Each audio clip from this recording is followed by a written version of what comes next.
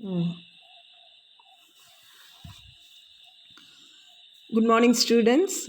We will continue 11th Commerce, Chapter 29, Elements of Contract. Under that, we will discuss about the various definitions. This is very important as per the present syllabus. Now, here the explanation. First one is offer, section 2a. When one person signifies to another his willingness to do or to abstain from doing anything with a view to obtaining the assent of that other person, either to such act or abstinence, is said to make a proposal.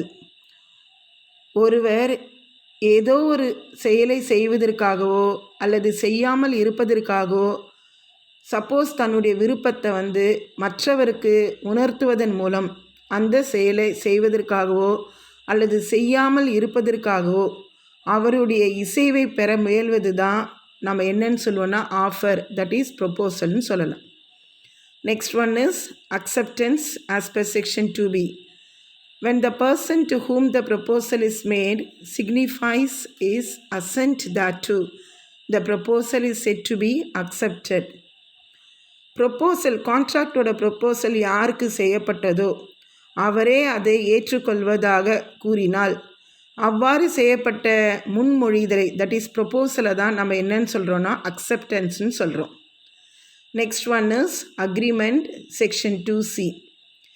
Every promise and set of promises forming கன்சிடரேஷனாக மறுபயன் அர்த்தம், for each other is an agreement. In short, agreement is equal to offer plus acceptance.